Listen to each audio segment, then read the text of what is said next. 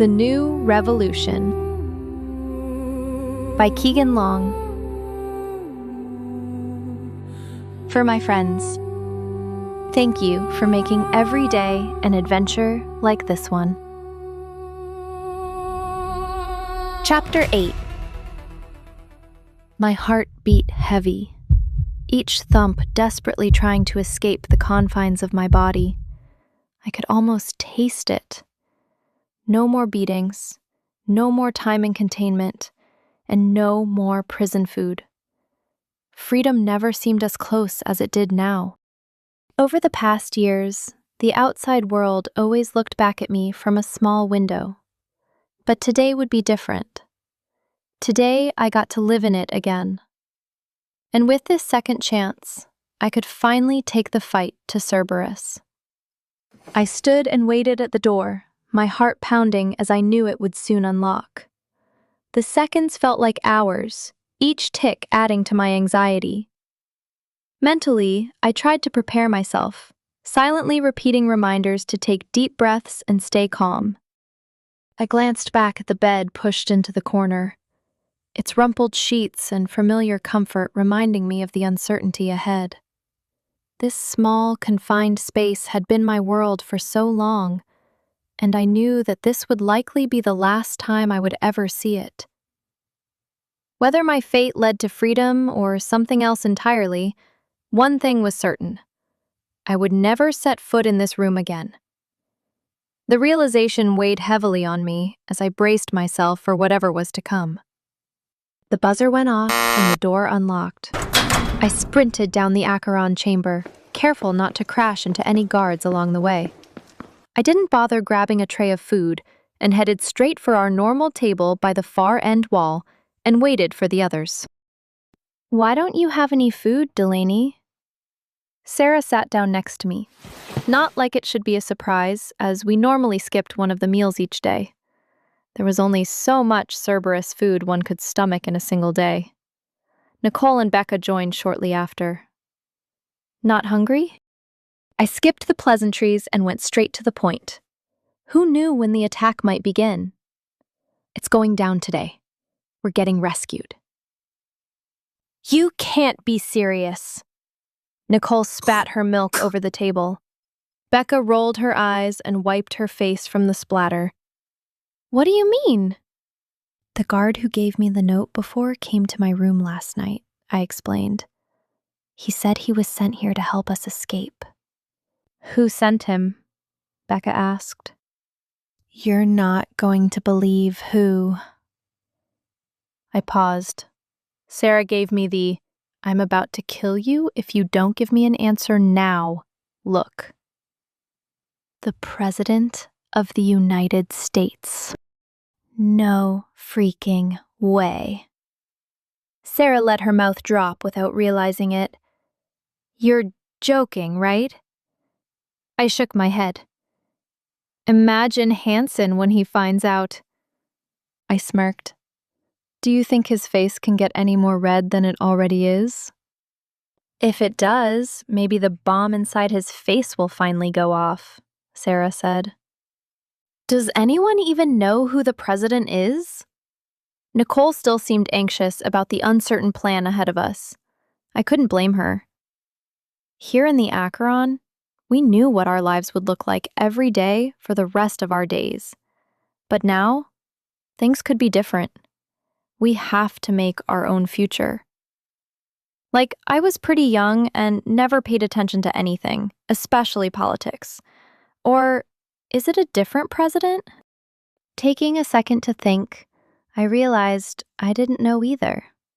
Something Cerberus wanted, for us to forget our history. I shrugged. I have no idea. But I guess we'll soon find out. Did the guards say when this was going down, exactly? Sarah stood and tried to look out the line of windows behind the food line. Should be any minute. I pulled Sarah back down to her seat. We needed the guards to believe it was going to be just another normal day. The guard's name is Mitch. He said it would happen sometime this morning. Well, looks like I'm skipping out on breakfast then. Nicole pushed her tray to the center of the table. She seemed to already regret the few bites she had already taken. Hopefully moving on to something better after today. Sarah let her head fall to the table. We're probably about to do a hell of a lot of running, aren't we? Taking a close look at my friends, I noticed how they weren't distracted in their thoughts. For the first time in my life, I prayed to whatever higher entity or being might be out there, if there was one. I couldn't lose any of them. They were more than just my friends. They were my family. My only family I had left. Just be prepared for anything. The passage of time seemed to stretch on endlessly, as each moment turned into mere seconds, and those seconds dragged on like never-ending minutes. Every passing minute felt like an eternity, and my eyes were constantly drawn toward the guards stationed around the room. My gaze darted towards them every few seconds, desperately trying to find any hint of a reaction in their concealed faces that were hidden beneath their impenetrable helmets. The suspense was too much, as I strained to catch any sign from the crackling radio chatter coming from their communication devices implanted in their helmets. Then the room went quiet. The guards looked at each other, and in a quick, swift moment drew their weapons, but were thrown off their feet when the room gave a violent shake, as the old state of Kansas just experienced its first earthquake. Not a single voice screamed in the hall. No one knew how to. Another deafening explosion rattled the room, causing the lights overhead to flicker uncontrollably, casting shadows that danced in a chaotic frenzy. The sudden onset of darkness sent a wave of panic rippling through the room as people anxiously held their breaths, waiting for the lights to come on again, eventually lighting the room once again. Everybody down! The panic in the guard's voice did not go unnoticed. Everyone felt it. Nobody listened. We said down! The first shots of gunfire sent the few guards turning towards the barricaded doors.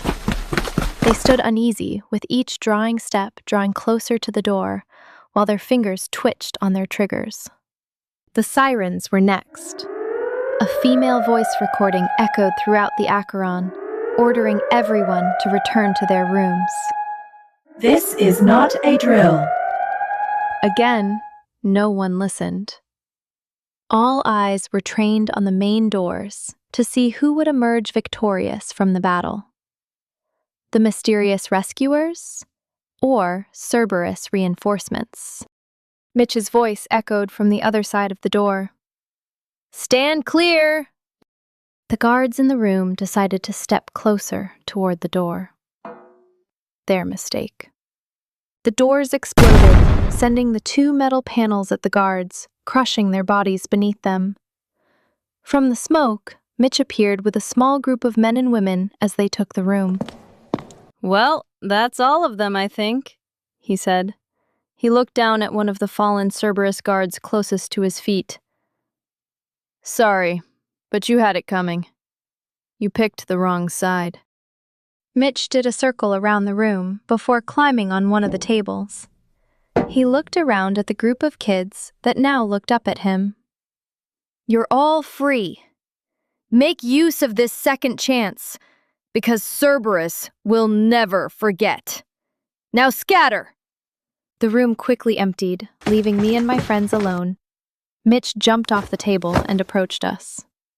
What are you saying we get the hell out of here? I smiled. I like your thinking. You guys will need these. Mitch handed each of us a loaded pistol and a few extra clips. You know how to use them? Sarah's grip tightened around the metal of her gun as her eyes locked onto a target, the wall in front of her.